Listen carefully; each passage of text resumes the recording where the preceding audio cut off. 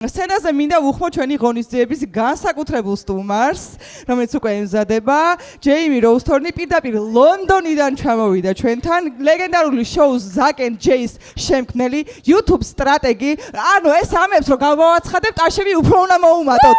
YouTube სტრატეგი, content marketing-ის გურუ, რომელიც გიორგი დანელიასთან, YouTube-ის მამასთან აუცილებლად ეგრე უნდა წაგადგინო.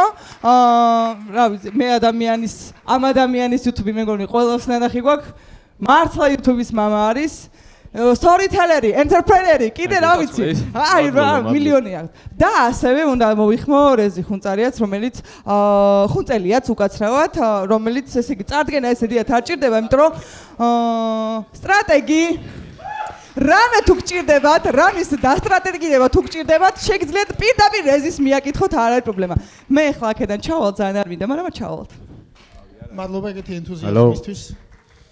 Hi. ეს ნაწილი იქნება ინგლისური ნაწილი, ამიტომ არ გავიკვირდეთ. შემდეგი ჩვენი სიტყვები. Okay. Hi. How are you guys? Hi. Very good. Thank you for allowing my English, by the way. No problem. I was asked 6 weeks ago to do this, and I said, I hope it's in English, because I'm not going to learn Georgian in 6 weeks, so I appreciate it.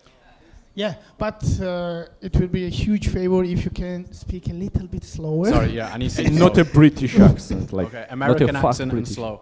Yeah, so, okay, let's move on and start the discussion. Let's say I think it will be really beneficial for all of the people around here, because we have to discuss how technology shapes creativity and vice versa. So, because we are now living in the time when creativity is supercharged by technology and also challenged by it. So, from burnout and algorithm stress to unstable incomes, modern creators face the real problems today. So, the goal of this panel is not to just to describe those struggles, but to go deeper and explore how technology can help us to solve those problems. And we have two guests here with whom we are going to delve into this situation. Giorgi Danelia, creator turned into entrepreneur who kind of figured out how to monetize his creativity while navigating in small language market. And Jamie, a guy, UK viral video expert, also former YouTuber, who is now mentoring and helping other people to go from there to there, I guess.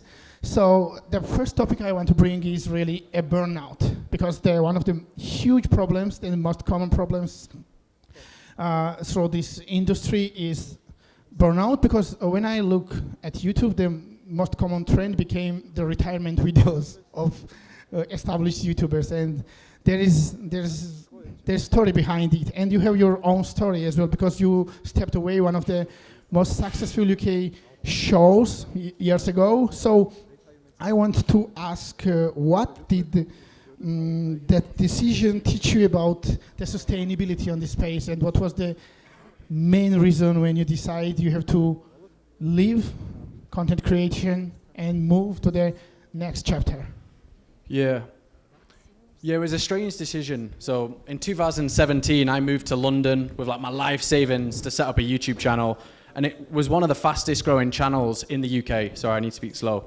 We had 900,000 subscribers. We were in a TV show. We traveled the world, the US, Germany, Europe, and after 2.5 years, finally got all the success, and was like, I don't enjoy this. I'm gonna leave. So I left the YouTube channel. So there's some context. I think it was a mix between constantly feeling on. Like if you're a YouTube creator or a TikTok creator, I can open my phone now and see 20 metrics on views, on click-through rates, on retention. It never stops. And I think if you want to be one of the best creators in the world, you need to be able to switch off. You need to be able to relax. I think creativity is like kind of like a pure thing, and it's hard to do things pure from the soul if you're tired and you're constantly in your head. So I think that was one of the reasons which I felt was difficult. Despite lots of views, it was never really being able to switch off and be creative and love the process, which I felt when I started it.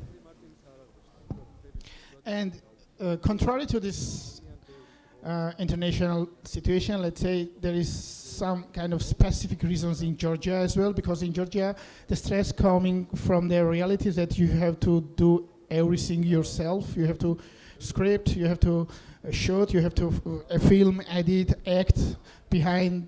You should be in front of the camera, behind the camera, and do everything. So it became stressful in this in technicality sense as well. So I would love to ask Giorgi how you managed to avoid this burnout, and if there were moments when you were thinking that maybe I need to move on and stop YouTubing, it would be also appreciated to share with us. Yeah. Now, first of all, I should say that it was not a good idea to sit with Jamie and Jamie's English, but still, I'm gonna try.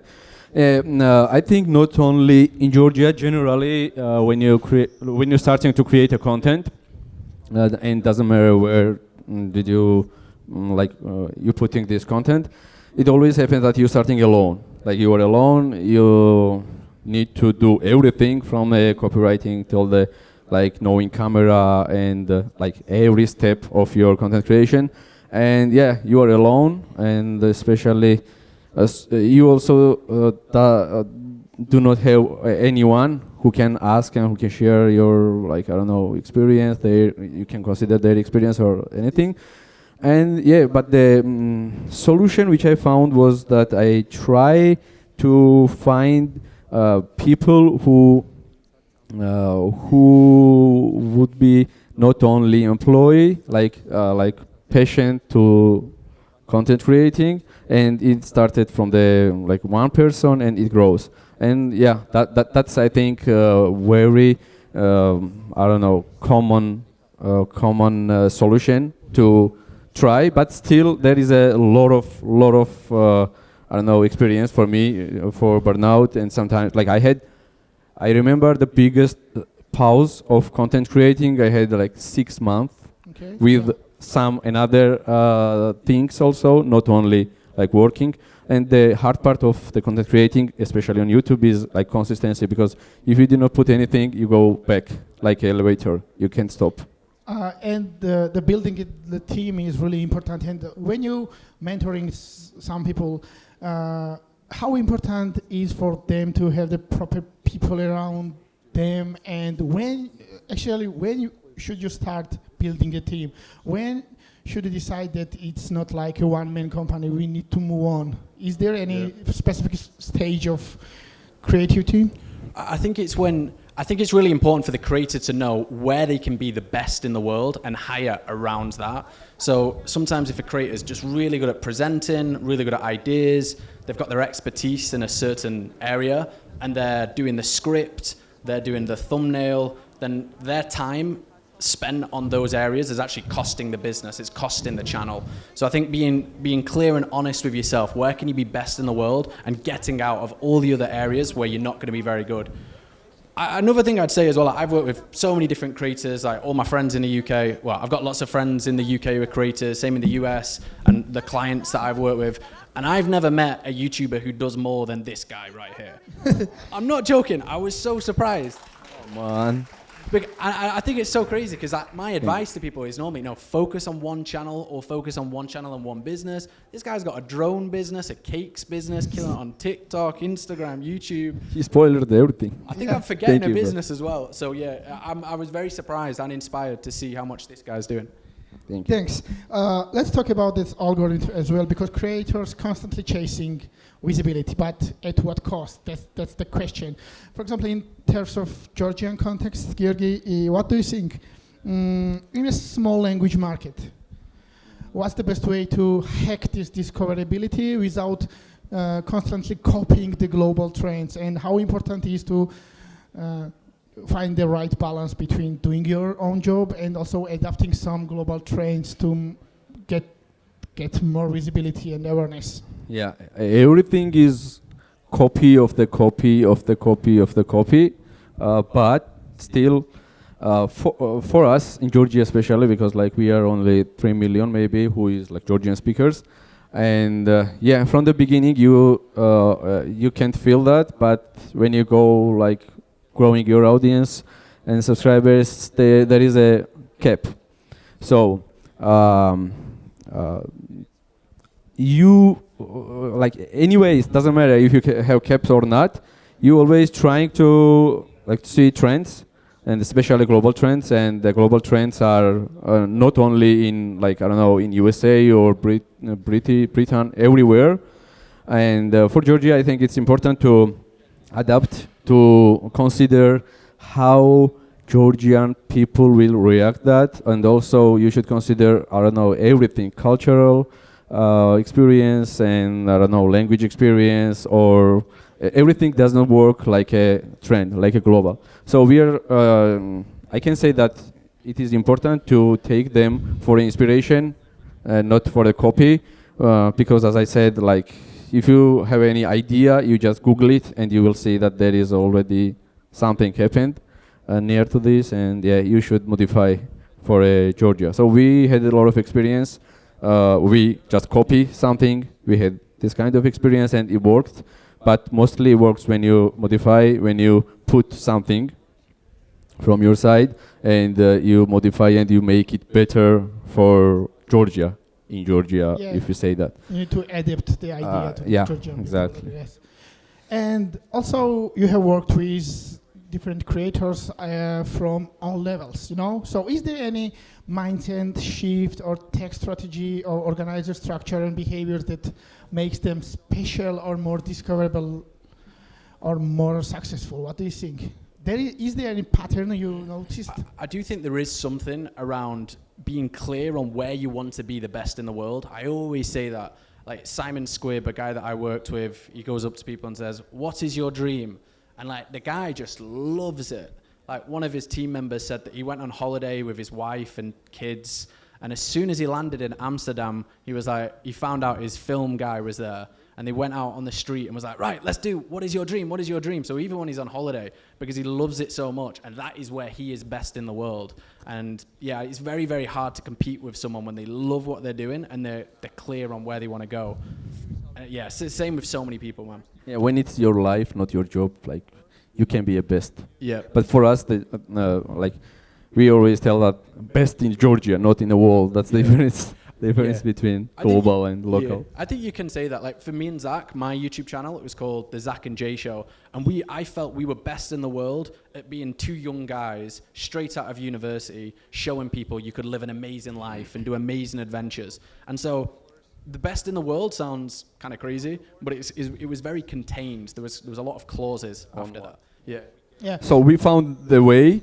I want to say that we can't be best in the world because we are like local.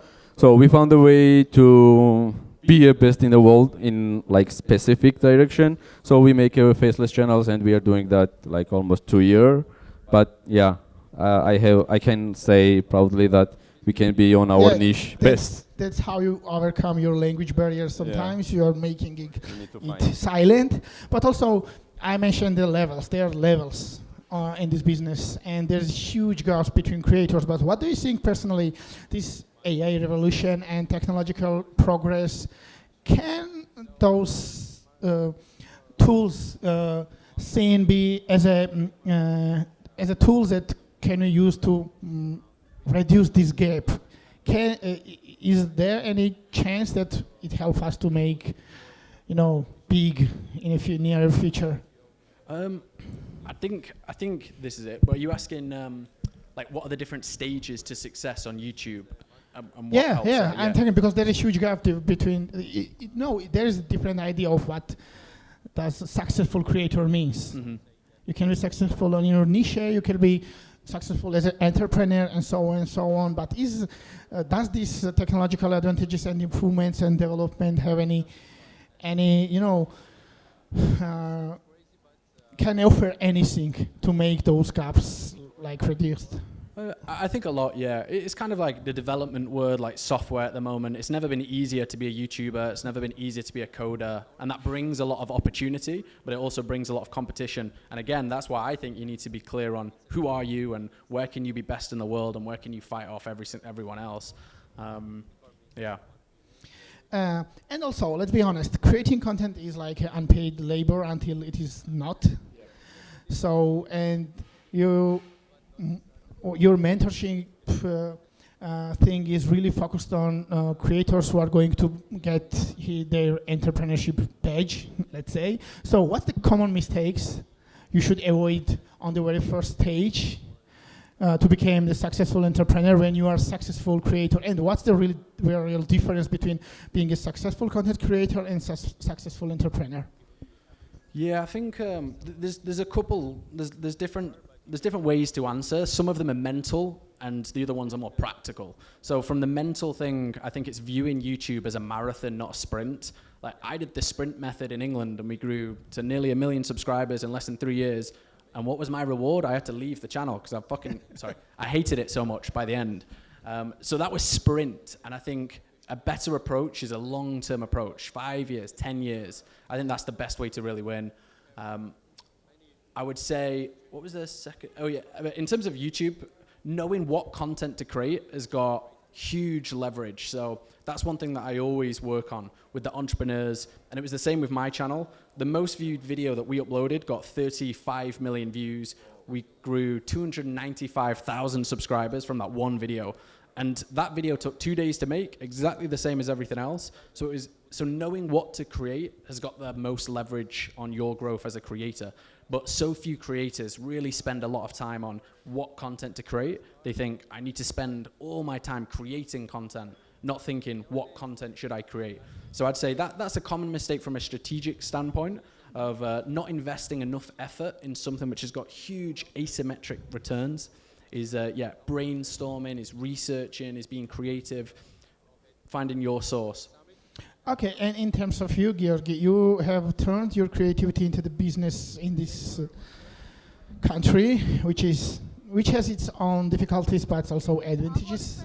And so, please share your story. Where did you realize that you have to merge your creative process and your business utilities all together to make it like one symbiotic thing? So in my case, like they started almost same time simultaneously, but I from the beginning I could not realize that I can connect them. So, but after some time I started like content creating, and also I was flying with drones, like one of the first maybe drone pilot in Georgia.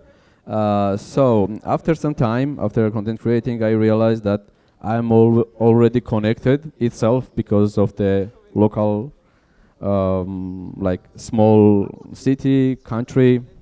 And when I realized that, I try to connect them.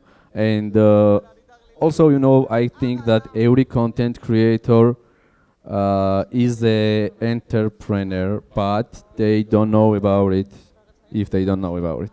So, yeah, if you think like an entrepreneur, it's much easier because the content creating is a separate business startup. You need like full-time job. So yeah, it became natural, and after few years, Hapttic became a like company who is who is doing drone works, shop, service, everything. And after we try to expand, and yeah, now we move to the cafe desserts direction. You already tried. And also I can say the faceless channels is, we can say they are like totally separate business, which needs a lot of time and effort and everything. But yeah, I wish I could say everything in Georgia. That you could not stop me, but yeah. And I have one question, which is that how important is it to merge your creative process and business model? Because when you want to go to the entrepreneurship space, how important is it that your business should be adaptive of your content, or it does not really matter? You should, you can sell it anyway. What do you think? Yeah, I think the best creator businesses, they don't steal time from the creator too much. Okay. Like I see running a YouTube channel is having a business, and the best yeah, the best businesses that you create on top of that, they're not going to take away time from the creator. So running one business is hard. Running two businesses is well harder. It's more than double the difficulty. So you need a business that complements the content, not competes with it, is one thing that I'd say. Our case was the same because like we are flying with drones, for example. We are doing some special project and we are making content of that.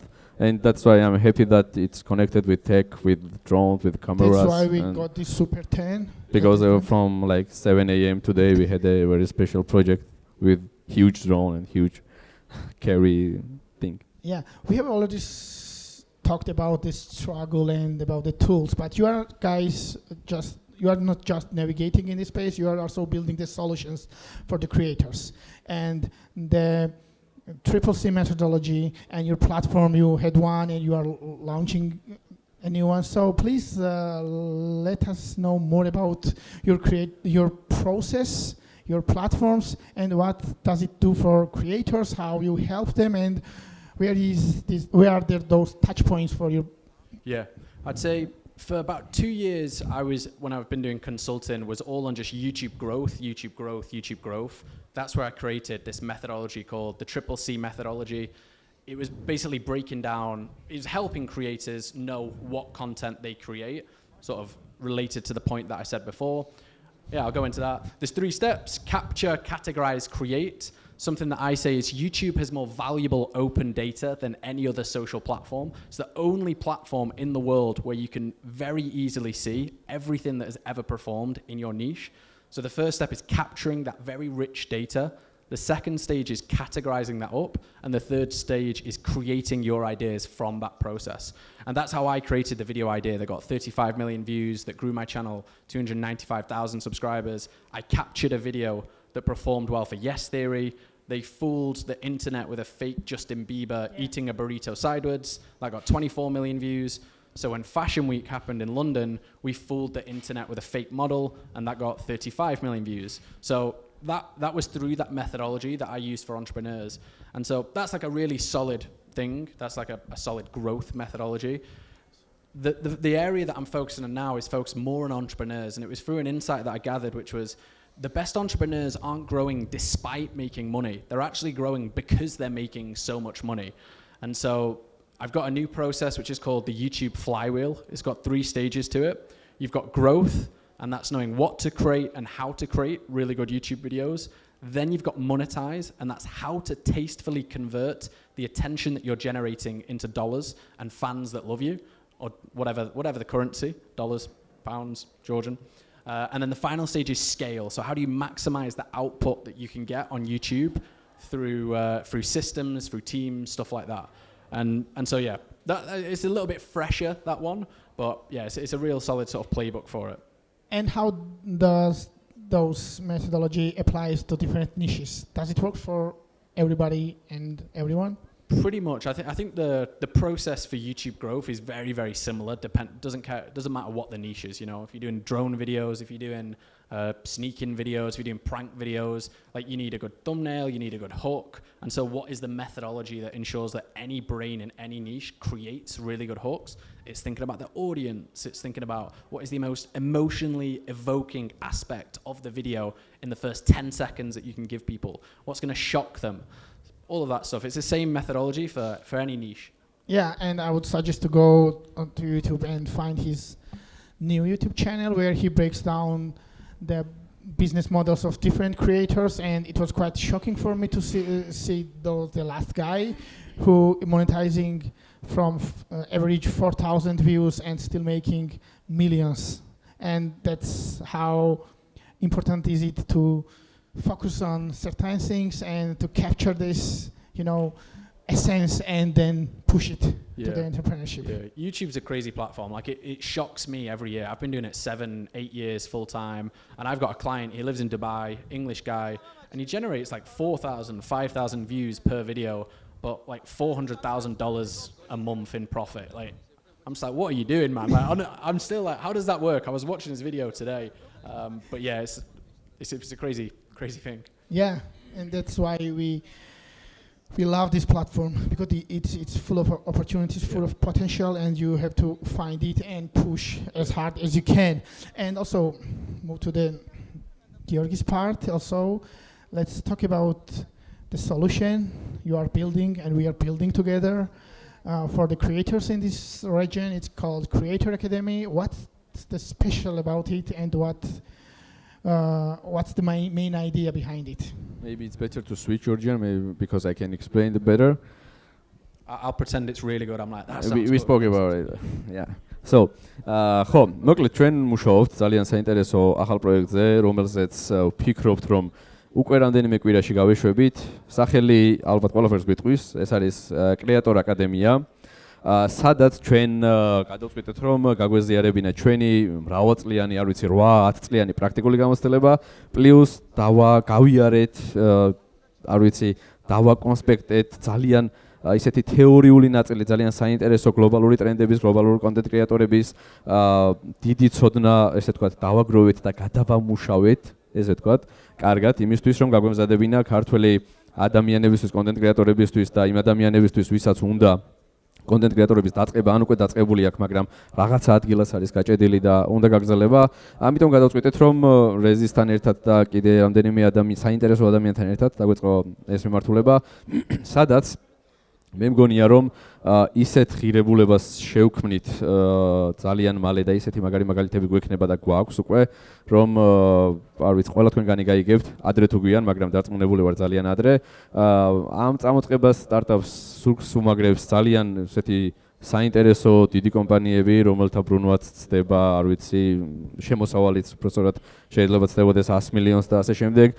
ყავს ძალიან საინტერესო ადამიანები ჩართული, არა მარტო ქართველი კონტენტ კრეატორები, საკუთარი გამოცდილებით და პრაქტიკული ქართული გამოცდილებით, ასევე ადამიანები, როგორც ჯეიმი და სხვა კონტენტ კრეატორები გლობალურ მარკეტიდან, მაგალითად, სულ ახლახანს შემოგვიერთდა და ძალიან სიხარულით დაგვთანხმდა იმაზე, რომ გაგვიზიაროს საკუთარი გამოცდილება ნინა დრამამ და მისმა პარტნიორმა, პროდიუსერმა, რომელიც ძალიან დიდი აუდიტორიისთვის ქმნიან კონტენტს და სიხარულით გაგვიზიარებენ საკუთარ გამოცდილებას არა მარტო საქართველოში მოგზაურობასთან დაკავშირებით და ასევე გვეყოლება ადამიანები, იუთუბერები, იუთუბის ანალიტიკოსები, არ ვიცი, ტიპები, რომლებსაც უმუშავიათ Mr. Beast-თან და ესეთ დიდ კრეატორებთან გვაქვს ესეთი აქტიური კომუნიკაცია და მე მგონია, რომ ძალიან ღირებულ რაღაცას შევქმნით. რეზი, ხო არ დაამატებ, იმიტომ რომ Should I go with Georgian? Yeah. Okay, იდეა რომელსაც ჩვენ ვაკეთებთ იქნება ზუსტად არა უბრალოდ პირდაპირ გადმოტანა იმ მეთოდების, რომელსაც ადამიანები ნერგავენ, არამედ მისი ადაპტირება და ჩვენ ამ პროცესში მთლიანად ვიხმართ, რომ პირდაპირ შეგვიძლია დავანონსოთ, რომ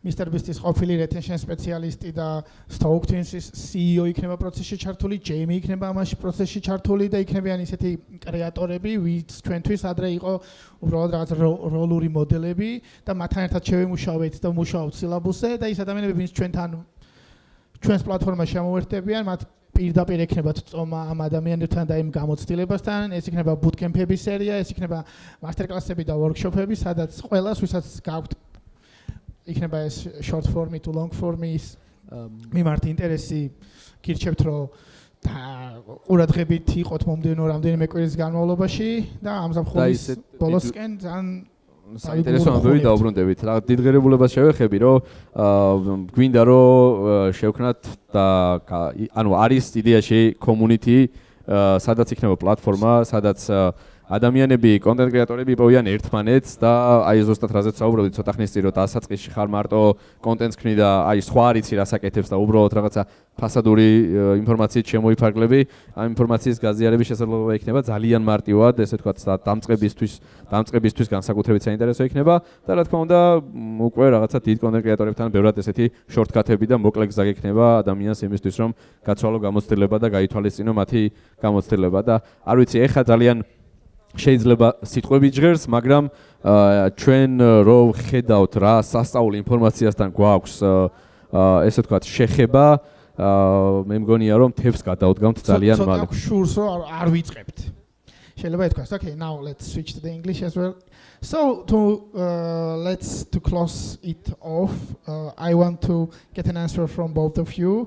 If you could give every new creator one mindset or tool that will help them survive in next 5 years? What it would be? The question is for you. I thought the question was to you. I would say, what would I say? Play the long game. Have a strategy. Keep that strategy outside of your brain, so it's not in your brain all the time and heavy. Put it on paper. Revisit it regularly. Get a group of other people who are ambitious. Try and get in proximity with people like this who've done it before and learn from them. And try and enjoy the process, which is always easier said than done. That's what I say. And try consistently. Yeah, and I will also suggest to develop your own vision, like a creator vision. It really helps to navigate in this ocean, because if you want to reach everything everywhere all at once, it won't be successful. So developing a creator vision, and then you will find out how to survive in this world. And people like Jamie, Giorgi, and hopefully me as well will guide you and help you to get the point, whatever this point is. So if you got any question or two, it will be okay, but if not, okay. That is a question, I think. And Ninuta will give you. Okay. Well, hello there. Hello. Thank you for this amazing event to the organizers, and thanks for bringing you here. So my question is to both George and Jamie, but separate questions to each of you. First of all, to George. Well, you can hear me right now better. So as for George, you've been working on making one of the best Georgian YouTube channels for nearly, I know, maybe 5 to 7 years. I remember I started watching your videos from the 4th episode you had. Thank you. So the issue is that one way or another in the country like Georgia, we reach the gap when you know that number of viewers and followers comes to the limit. So from your perspective, as an experienced YouTuber, is it better to move to international audience, or try something else and remain with the Georgians and try something else to bring more and more people? As for Jamie, who already retired, well, my question would be this. At some point, when you have a specific audience and you have viewers who know what you do, one way or another, they get tired of what you do, because, I mean, it's no longer interesting for others, and the number of other YouTubers doing different things comes to create problems for you because the number of YouTubers increases, and the number of rivals increases. So is it better to stay with the content you do unless the number of viewers comes to 0, or at some point just to stop and say thank you for all the views and leave it to the audience to move to other YouTubers? Thank you so much. Thank you. Thank you for the question. So, in our case, there is a few options. You can like switch or decide which way you go. The way we choose, we tried to go to the global, but it was not enough, I think. But still, I think technically when your name and your person is knowing in a local country in like Georgia, so it's very hard to reach to the global, because like algorithm, YouTube, people know you, so it doesn't matter if you put like English language videos, if it's not very global, it's very hard to reach to the global. But now YouTube technology helped us, and they integrate dubbing system, and I hope very soon it will be possible to translate Georgian videos to the 15 languages in the world. It works with the English videos, but not the Georgian, as I know yet. But subtitles are for Georgia, they are working now. I'm happy. Few months it started. So we choose the way that we continue Georgian content, Georgian channel, but not like one video in a week and rushing, like for balanced. And we switched to the faceless channel because we love Georgia. Like I could go and do, I don't know, some building business, or like maybe I will do in the future, I don't know, but still we make channels like global trends, and we do faceless channels. I don't know, we will do another channels too, because there is a lot of opportunities when you know the algorithm, when you know YouTube, when you love YouTube and you are like through the YouTube. So yeah, that's which way we choose now. And but I could not say it will not happen anytime. I don't know. Yeah, thank you. Yeah, I think there is something magical about leaving a channel when it's not right for you versus like keeping it going and hating the content and everyone dies off and then you leave because you're not making any money. But I do think creators, they need to adapt. I think people follow creators because of their creator story. And I think if you look at the biggest creators, KSI, Logan Paul, Mr. Beast, their stories are evolving. And those are the people that have been doing it for 15 years. So KSI is doing his boxing, Logan Paul's doing his WWE, they're doing Prime. Like their stories is evolving and people are adapting to that. I think if you stay with the exact same format, and I don't know why this is, but yeah, like I watched The Simpsons as a kid for 10 years and that was very similar. But yeah, for creators, for some reason, if you keep doing the same thing, the audience adapts and grows old and doesn't like the same stuff. So I think some creators are a little bit scared to adapt, but I think it's a natural part of the growth process. And it's a little bit of a dangerous period as well. Like if you realize the audience don't like your existing content and suddenly you switch to something completely different, most times the audience won't go with you. So it's having that as part of the strategy, adaptability built into it and not being afraid of it. Yeah. ქართულად თუ გაქვთ კითხვები არ არის პრობლემა, თუ არა და შეგვიძლია დავასრულოთ ჩვენი პანელი. Okay, I guess that's all. Thank you for being us here and okay. Thanks, you know Gigi. that this is the guy which I had the first or second collaboration on YouTube. The guy was YouTuber. And I hope he will continue simultaneously to put the videos on YouTube. It was a really special time for me and Giorgi. Yeah, that's actually, I'll tell the story if it's okay. So Giorgi reached me and it was our very first collaboration for me and for Giorgi also. And it was one of the amazing day for me because I couldn't believe the quality he produced for Georgian YouTube. That was like a first feeling for me that, oh man, this guy can literally give a great quality of YouTube and he has a really great potential.